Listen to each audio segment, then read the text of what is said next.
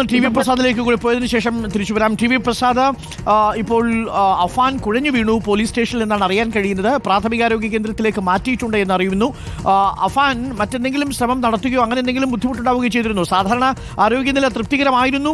അഫാൻ എന്ന് കണ്ടതിനെ തുടർന്നാണ് ആശുപത്രിയിൽ നിന്നും വിട്ടയച്ചത്. അതിനുശേഷമാണ് ജയിലിലേക്ക് മാറ്റിയതും. പക്ഷേ ഇന്നിപ്പോൾ പുലർച്ചെ അഫാൻ പാങ്ങോട് എത്തിച്ചപ്പോൾ കുഴഞ്ഞു വീഴുകയായിരുന്നു. എന്താണ് നമുക്ക് ലഭിക്കുന്ന വിവരങ്ങൾ? T V Prasad, good morning. Afan അത് അഫാനെയും കൊണ്ട് പോവുകയാണ് അരുൺ. അഫാൻ ഇന്ന് രാവിലെ സെല്ലിൽ നിന്ന് എടുത്ത് ചാടുകയായിരുന്നു. അത് പോലീസ് ഉദ്യോഗസ്ഥർ നോക്കി നിൽക്കുകയായിരുന്നു. അതായത് ആ ടോയ്ലറ്റിൽ പോകണം എന്ന് പറഞ്ഞ് കൈവിലങ്ങ് അയച്ച സമയത്താണ് ഇത്തരത്തിലുള്ള ഒരു ശ്രമം അഫാന്റെ ഭാഗത്തുനിന്നുണ്ടായത്. അപ്പോൾ തന്നെ പോലീസ് ഉദ്യോഗസ്ഥർ അഫാനെ ഇവിടെ എത്തിക്കുകയും ചെയ്തു. ഇപ്പോൾ ഡോക്ടർമാരെ കാണിക്കുന്നതിന് വേണ്ടി ഇവിടെ എത്തിച്ചിരിക്കുകയാണ് പോലീസ് ഉദ്യോഗസ്ഥർ. രാവിലെ ഒരു ടെൻഷൻ ക്രിയേറ്റ് ചെയ്തു എന്നതാണ്. അതായത് ഏത് നിമിഷവും ആത്മഹത്യ ചെയ്യാൻ തയ്യാറായി അഫാൻ നിൽക്കുന്നു എന്നതാണ്. അരുൺ, ഇന്ന് തെളിവെടുപ്പ് രാവിലെ 7 മണിക്ക് തുടങ്ങാനിരുന്നതായിരുന്നു. അതിനു മുമ്പാകെ ഈ സെല്ലിൽ കൈവിലങ്ങിട്ടിട്ടാണ് നിർത്തിയിരുന്നത്. മറ്റ് കൈലിയിലോ മറ്റോ ആത്മഹത്യ ചെയ്യാതിരിക്കുന്നതിന് വേണ്ടി ഒരു ബർമടി ഇട്ടിട്ടായിരുന്നു സെല്ലിൽ ഇരുത്തിയിരുന്നത്. പോലീസ് പൂർണ്ണ സമയം നിരീക്ഷിച്ചുകൊണ്ട് ഇരിക്കുകയായിരുന്നു. അതിനിടയിൽ ടോയ്ലറ്റിൽ പോകണം എന്ന് പറഞ്ഞതുകൊണ്ട് പോലീസ് ഉദ്യോഗസ്ഥർ കയ്യിലെ വിലങ്ങയച്ച സമയത്ത് തന്നെ എടുത്ത് ചാടി എന്നാണ് പറഞ്ഞത്. ആ എടുത്ത് ചാടിയ സമയത്ത് പോലീസ് ഉദ്യോഗസ്ഥർ എല്ലാവരും ചേർന്ന് ഓടി വന്ന് അഫാനെ പിടിച്ച് എഴുന്നേൽപ്പിച്ചു. അതായത് കൈവിലങ്ങ് അയച്ചു കഴിഞ്ഞാൽ മറ്റൊരു ശ്രമത്തിലേക്ക് അഫാൻ പോകുന്നു എന്നുള്ളതാണ് പോലീസുകാരെ സംബന്ധിച്ചുള്ള അതുകൊണ്ട് തന്നെ ഇന്നിപ്പോൾ രാവിലെ അതല്ല അതായത് സെല്ലിൽ നിന്ന് സെല്ലിനകത്ത് തന്നെയാണ് ടോയ്ലറ്റ് ഉള്ളത്. ആ ടോയ്ലറ്റിലേക്ക് പോകണം എന്ന് പറഞ്ഞ് കൈയിൻ്റെ വിലങ്ങ് അയച്ച സമയത്ത് അതിനകത്ത് തന്നെ എടുത്തു ചാടുകയായിരുന്നു എന്നുള്ളതാണ് പോലീസ് ഉദ്യോഗസ്ഥർ വിശദീകരിക്കുന്നത്. അതിന് പിന്നാലെ തന്നെ അഫാനെയും എടുത്തുകൊണ്ട് പോലീസ് ഉദ്യോഗസ്ഥർ നേരെ തൊട്ടടുത്തുള്ള ആശുപത്രിയിലേക്ക് വരികയായിരുന്നു.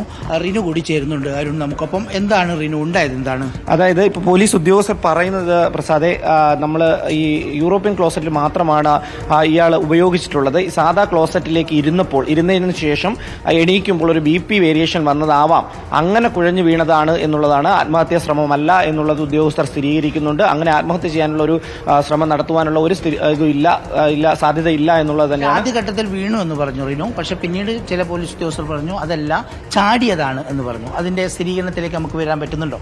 തീർച്ചയായും ഉദ്യോഗസ്ഥരുമായിട്ട് ഞാനിപ്പോൾ സംസാരിച്ചു. അവർ പറയുന്നത് അങ്ങനെ ചാടാനുള്ള സാധ്യതയില്ല. അദ്ദേഹം എണീക്കുമ്പോൾ, അതായത് ഈ അഫാൻ എണീക്കുമ്പോൾ കുഴഞ്ഞു വീഴുന്നു. അത് BP വേരിയേഷൻ കാരണമായിരിക്കാം എന്നുള്ളതാണ്. കാരണം ഇത്തരം ഒരു ക്ലോസറ്റിൽ ഈ ശൗചാലയത്തിൽ ഇരുന്നിട്ടില്ല, ആദ്യമായി ഇരിക്കുന്ന ഒരാളാണ് എന്നുള്ളതാണ് പോലീസ് ഉദ്യോഗസ്ഥർ പറയുന്നത്. അതിനുശേഷം തുടർന്ന് എണീക്കുമ്പോൾ കുഴഞ്ഞു വീണു എന്നുള്ളൊരു കാര്യമാണ് ഇപ്പോൾ നിലവിൽ ഉദ്യോഗസ്ഥർ പറയുന്നത്. നിലവിലെ സാഹചര്യം അനുസരിച്ച് ഇനിയിപ്പോൾ ഇന്ന് നിശ്ചയിച്ചിരുന്ന തെളിവെടുപ്പ് തുടരാൻ സാധ്യതയുണ്ടോ? അല്ല ഈ ഒരു ബുദ്ധിമുട്ടുകൊണ്ട് മാറ്റിവെക്കോ? തീരുമാനം എടുത്തോ പോലീസ്?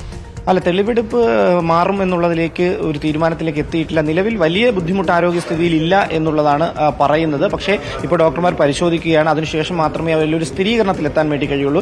നിലവിൽ ഈ ഒരു തെളിവെടുപ്പ് 7 മണിക്ക് ശേഷം 7:30 നടത്തുമെന്നുള്ളതാണ് അറിയിച്ചിരുന്നത്. പക്ഷേ ഈ ഒരു ബുദ്ധിമുട്ട് വന്ന സാഹചര്യത്തിൽ അത് വൈകാൻ സാധ്യതയുണ്ട്. പക്ഷേ മാറ്റിവെക്കുമോ ഇല്ലയോ എന്നുള്ളത് നിലവിൽ തീരുമാനിച്ചിട്ടില്ല. കസ്റ്റഡി അപേക്ഷ, ഇതിന്റെ കസ്റ്റഡി കാലാവധി കഴിയുന്ന നാളെയാണല്ലോ അല്ലേ? അതെ, അതായത് 8-ാം തീയതി വൈകുന്നേരം 4 മണിയോടുകൂടിയാണ് കസ്റ്റഡി കാലാവധി കഴിയുന്നത്. അതിനു മുമ്പ് എന്തായാലും തെളിവെടുക്കണം. നിലവിലെ ആരോഗ്യസ്ഥിതി അനുസരിച്ച്, അതായത് ഇവിടെ ഇപ്പോൾ വിദഗ്ധ ചികിത്സ നൽകും. പ്രാഥമിക ആരോഗ്യ കേന്ദ്രമാണ്. അതുകൊണ്ട് തന്നെ മറ്റേതെങ്കിലും തരത്തിലുള്ള ചികിത്സ നൽകേണ്ടതായിട്ടുണ്ടെങ്കിൽ ബോധമുണ്ടല്ലോ അല്ലേ? അഫാനെ കാണാൻ കഴിയുന്നുണ്ട്. അഫാനെ കണ്ണു തുറന്നാണ് ഇരിക്കുന്നത്. ബോധമുണ്ട്. ഇപ്പൊ നിലവിൽ കുഴപ്പമൊന്നുമില്ല അരുൺ. മറ്റ് പരിക്കുകളില്ല, ബോധക്കേടില്ല, ബുദ്ധിമുട്ടില്ല. ഇപ്പോൾ പോലീസ് നടത്തിക്കൊണ്ട് തന്നെയാണ് ഈ ആശുപത്രിയുടെ പുറത്തുനിന്ന് അകത്തേക്ക് കൊണ്ടുവന്നത്. അല്പസമയത്തിനകം പുറത്തിറക്കുകയും ചെയ്യും. പാങ്ങോട് പോലീസ് രജിസ്റ്റർ ചെയ്ത കേസിലാണ് അഫാനെ കസ്റ്റഡിയിൽ വിട്ടിരിക്കുന്നത്. പാങ്ങോട് പോലീസ് എന്ന് പറഞ്ഞാൽ ആ മുത്തശ്ശിയെ കൊലപ്പെടുത്തിയ കേസാണ്. ഇത് കൂടാതെ ഇനിയിപ്പോൾ 4 കേസുകളുണ്ട്. ആ 4 കേസും ഉള്ളത് വെഞ്ഞാറമൂട് പോലീസിന്റെ പരിധിയിലാണ്. ഇന്നിപ്പോൾ നാളെ തിരിച്ച് കോടതിയിലേക്ക് കൊടുക്കേണ്ടത് കൊണ്ട് തന്നെ ഇന്നും നാളെയും കൊണ്ട് കൊണ്ട് ഈ തെളിവെടുപ്പ് പൂർത്തിയാക്കേണ്ടതുണ്ട് പോലീസിന്. അതുകൊണ്ട് ഇന്നിപ്പോൾ നിശ്ചയിച്ച ആ തെളിവെടുപ്പിൽ മാറ്റമുണ്ടാകാൻ ഇടയില്ല എന്നുള്ളതാണ് പോലീസ് ഉദ്യോഗസ്ഥരിൽ നിന്ന് മനസ്സിലാകുന്നത്. കാരണം ഇന്നും നാളെയുമാണ് പാങ്ങോട് പോലീസിന്റെ കയ്യിലുള്ളത്. നടപടികൾ പൂർണ്ണമായും ഇന്നും നാളെയും കൊണ്ട് പോലീസിന് പൂർത്തിയാക്കേണ്ടതുണ്ട്. ഇത് കഴിഞ്ഞ് തിരിച്ച് കോടതിയിൽ കൊടുത്തതിന് ശേഷമാണ് വെഞ്ഞാറമൂട് പോലീസ് മറ്റ് 4 കൊലപാതകങ്ങളിലേക്ക് കസ്റ്റഡിയിൽ വാങ്ങിക്കുക.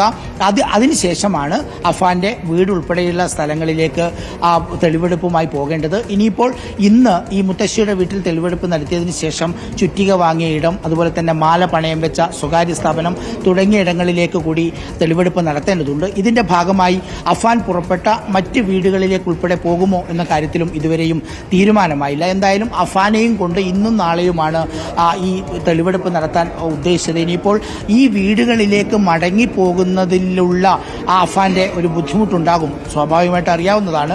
അഫാൻ മരിക്കാൻ തീരുമാനിച്ചതായിരുന്നു. ആ കഴിച്ച എലിവിഷം തുടർച്ചയായി ഛർദ്ദിച്ചത് കൊണ്ട് മാത്രമാണ് അഫാൻ ജീവനോടെ ഇരിക്കുന്നത് എന്നാണ് പോലീസ് ഉദ്യോഗസ്ഥരും ഒപ്പം ഡോക്ടർമാരും പറയുന്നത്. അങ്ങനെ മരിക്കാൻ വേണ്ടി തീരുമാനിച്ച അഫാൻ ഇനിയിപ്പോൾ തിരിച്ച് ആ വീട്ടിലേക്ക് പോവുക എന്ന് പറയുന്നത് ഒരിക്കലും താങ്ങാവുന്നതിലും എത്രയോ അപ്പുറമായിരിക്കും.